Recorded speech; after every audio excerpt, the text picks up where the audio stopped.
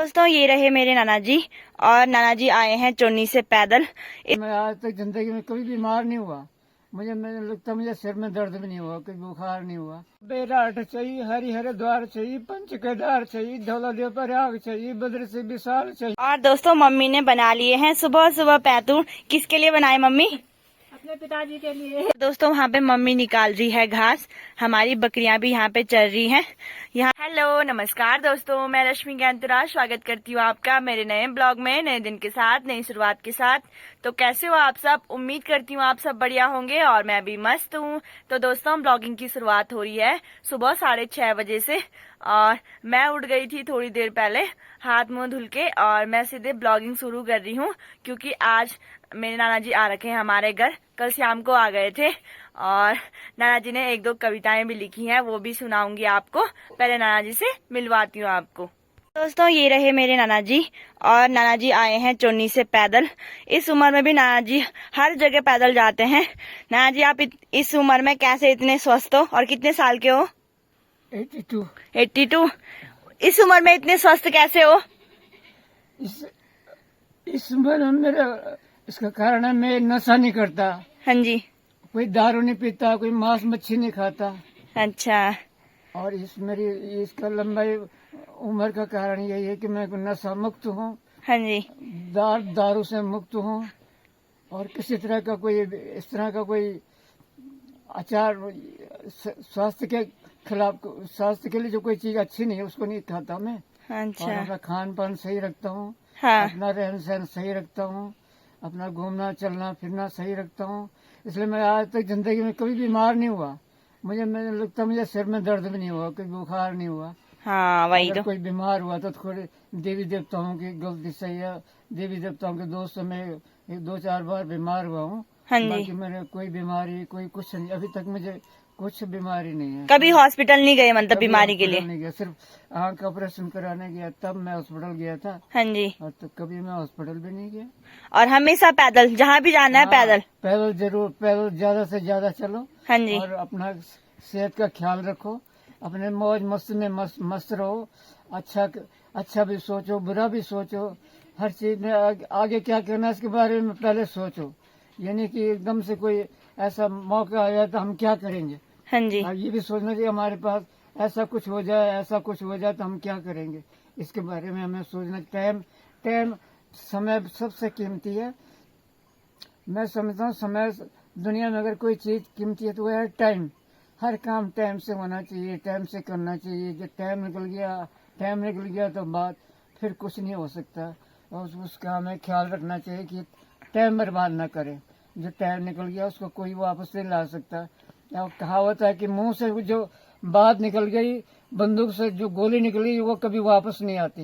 इसलिए हमें सोच समझ के बोलना चाहिए, सोच समझ के करना चाहिए। और नाना जी आप अभी भी वही खाते हो अनाज वगैरह, जौ वगैरह? हाँ, गोदा वगैरह? मैं तो कोदा झुंगर की रोटी खाता हूँ। हाँ जी। और बिना तेल का कोई इस्तेमाल नहीं करूँ, सिर्फ नमक डालता हूँ सब्जी में और कोई चीज नहीं डालता हूँ। खाने पीने बिल्कुल नहीं। ऐसा नहीं कि पूड़ी हलवा खाओ, तेल जहाँ तक है तेल का इस्तेमाल बहुत कम करो। मैं सबसे यही कहता हूँ, तेल आजकल जिस तरह मोटापा लोगों में बढ़ रहा है, हाँ जी। ये बहुत ही खतरनाक हो गया है। इसलिए मैं तो अपने स्वास्थ्य के सबसे पहले कीमती, हमारा शरीर ये सबसे कीमती है, इसका जरूर ख्याल रखो। खाने पीने का ख्याल रखो। और नाना जी ने कविताएं भी लिखी हैं। तो मैंने कविताएं लिखी है। सबसे पहले गनिहाल के पास आया, हमारा जो लोस्तु का गनिहाल है। हाँ जी। उसके दर्शन करने आया। उसके बाद फिर मैं आगे चलूंगा। और मैंने गनिहाल के बारे में एक कविता भी लिखी है, गनिहाल देवता के बारे में। ए गनियालू काली कुमो छोड़े तन आई तो गढ़वालू। ए गनियालू कने सबसे उच्च कन सजिलो तेरो निशान। ए गनियालू कने प्यारी लगदी तेरी ये ढगुली। ए गनियालू धोती पहली पगड़ी पहली एंच माँ झगुली पहले कन सजी गे घोड़ी धरी। ये गनियालू पैसा तेरा डबल पर पैसा तेरा डबल पर डबल रंदा कंडी पर ये गन्यालू ये गन्यालू ये गन्यालू ये गन्यालू 18 13 सेवादार भोग लगद डिबली पर ये गन्यालू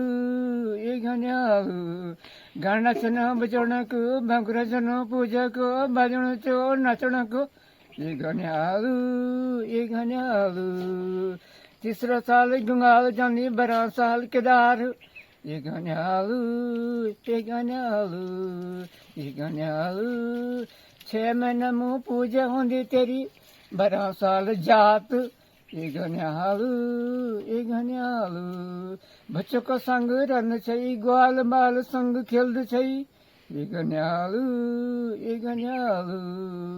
यख छई वख छई जख जख तख छई ये गन्यालू दिखन तू कखन छई रंग रहत महत का संग छई ये गन्यालू संपतो या विपता सबसे पहली खड़ू छई ये गन्यालू मांग तू कुछ नहीं छई नौ लेन माही खुश छई ये गन्यालू देव देवता बहुत छन पर इन्नु की नीचे जनो हमारू ये गन्यालू नौनी को अड़े तो छई कुलदेव गन्याल छई ये गन्यालू बेराट छई हरिहर द्वार छई पंच केदार छई धौलादेव प्रयाग छई बद्र से विशाल छई ये गन्यालू ढूंढे ढूंढना माथे नोना ये गन्यालू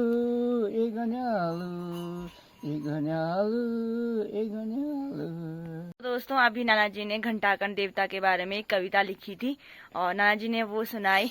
बहुत इमोशनल हो गए नाना जी भी, क्योंकि हमारे लोस्तु बड़ियारगढ़ में सारे घंटाकर्ण देवता को बहुत मानते हैं और हमारे कुल देवता हैं और बहुत जसीले हैं। दोस्तों अगर कुछ भी ना करो और घंटाकर्ण देवता का नाम भी लो तो घंटाकर्ण देवता उन्हीं का उद्धार कर देते हैं। सभी लोगों से प्रार्थना करता हूँ कि जब हमारे भगवान श्री कृष्ण जन्माष्टमी पर आप चोनी खाल में मंदिर में जरूर आना।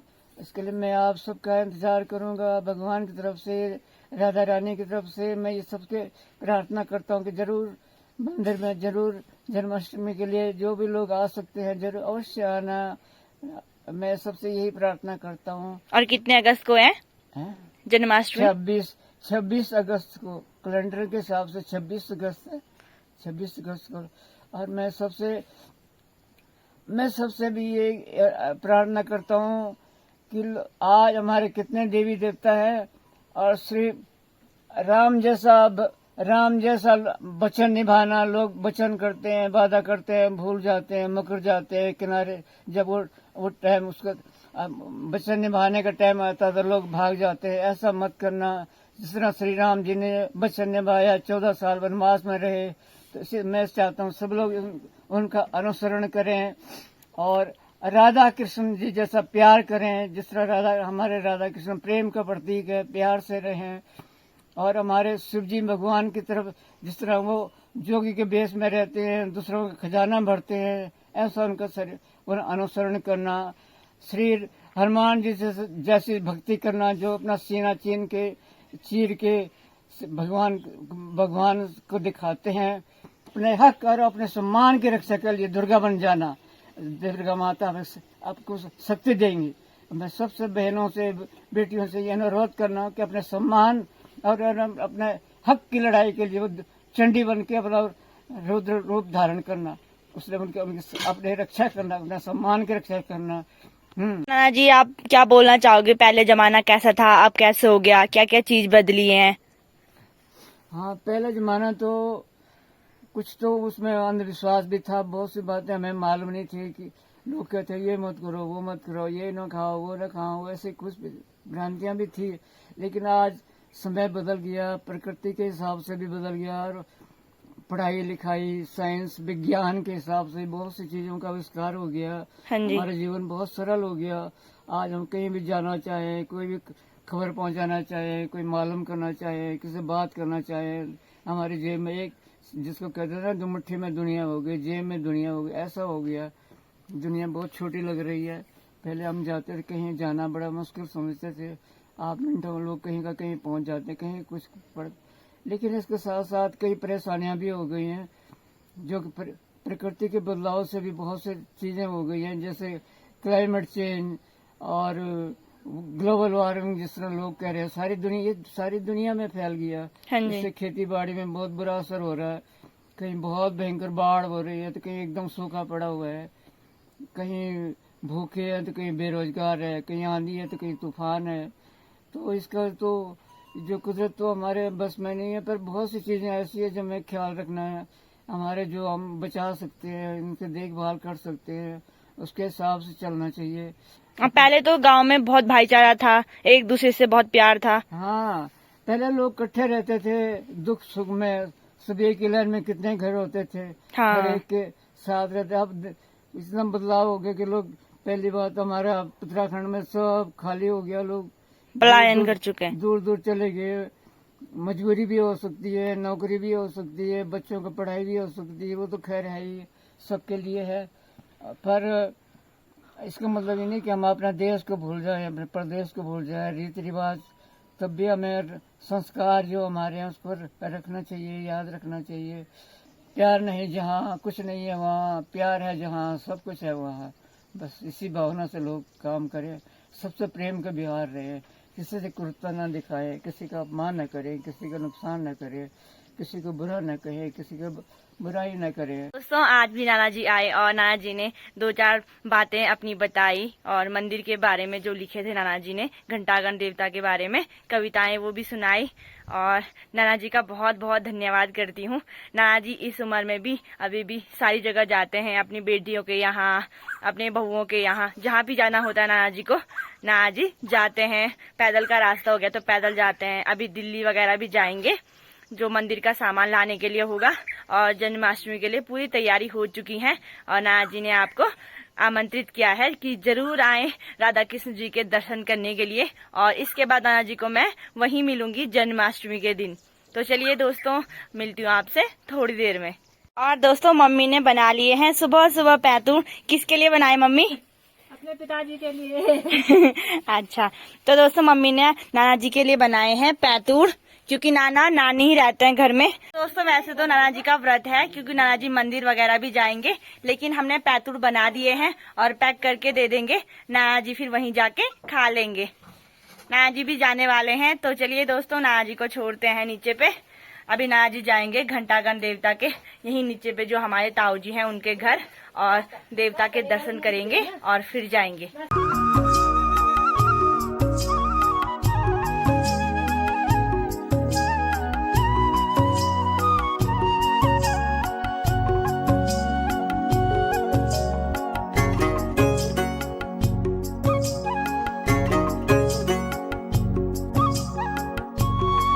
दोस्तों, नाना जी भी चले गए हैं और टाइम भी हो चला है नाश्ता करने का, तो हम भी पहले नाश्ता करते हैं। और उसके बाद आज तो इतने सारे काम पड़े हैं, तो कपड़े वगैरह धुलने के लिए भी हैं कल के, और बर्तन वगैरह धुलने के लिए हैं। तो सारे काम निपटा के, झाड़ू वगैरह करके, और फिर मिलती हूँ बाद में आपसे। और दोस्तों, टाइम हो चला है 12 बज गए हैं, और मेरे काम भी लगभग खत्म हो गए हैं। बस एक ही काम बचा है, अपनी प्यारी सी चिंकी को दूध पिलाने का। क्योंकि दोस्तों, हमारी काई जो है, उसके 2 बच्चे हुए थे ना, तो छोटी वाली को बिल्कुल दूध नहीं पिला रही। वो लड़की है, शायद इसलिए नहीं पिला रही होगी, या फिर कमजोर है इसलिए भी हो सकता है। अपने लड़के को पिलाती है, लड़की को मारती रहती है, इसीलिए हम उसको भैंस का दूध पिलाते हैं, जो बच्चों वाली बोतल होती है उस पे। तो इसको पिलाते हैं दूध। और उसके बाद मम्मी जा रखी है जंगल बकरी को लेके, तो फिर जाऊंगी मम्मी के पास लेने के लिए घास, और फिर मिलती हूँ आपसे। तो दोस्तों, टाइम हो चला है 4:30 बज गए हैं, और मम्मी आ गई थी जंगल से। उसके बाद हमने खाना वगैरह बनाया और खा के थोड़ा आराम किया, और अब आ गए हैं यहीं बगल पे घास के लिए। आपको दिखाती हूँ दोस्तों, वहाँ पे मम्मी निकाल रही है घास। हमारी बकरियां भी यहाँ पे चर रही हैं। यहाँ घर का घास तो खूब खाएंगी, लेकिन जंगल में नहीं चढ़ती है। यहीं पे हमारा कद्दू की बेल है, इस पे वैसे तो बहुत सारे अभी कद्दू फैल रखा है। नीचे से हमने यहाँ पे लकड़ियां लगा रखे हैं, बांज के जो होते हैं केड़े, ताकि हमारा जो बेल है वो सड़े ना। और यहीं आगे पे हमारे हैं बहुत सारे केले। अभी हो रहे हैं दोस्तों ये बड़े। जब खूब केले लग जाएंगे उसके बाद दिखाऊंगी आपको। और इधर साइड हमारा छोटा सा सगोड़ा है जिसमें हमने मार्चा यानी कि चौलाई वगैरह बो रखी है, और साथ में ये रही हल्दी। तो दोस्तों हमारी घास भी निकल चुकी है और हम आ गए हैं घर। यहाँ पे भैंस भी देख रही है कब डालेंगे घास, और हमारी प्यारी प्यारी छुटकियां भी यहाँ पे खेल रही हैं। तो चलिए दोस्तों आज के व्लॉग को भी यहीं पे एंड करते हैं। उम्मीद करती हूँ आपको ब्लॉग अच्छा लगा होगा। अच्छा लगा तो लाइक करना, शेयर करना और चैनल को सब्सक्राइब जरूर करना। मिलते हैं ऐसे नए व्लॉग के साथ, तब तक के लिए टेक केयर, बाय बाय दोस्तों।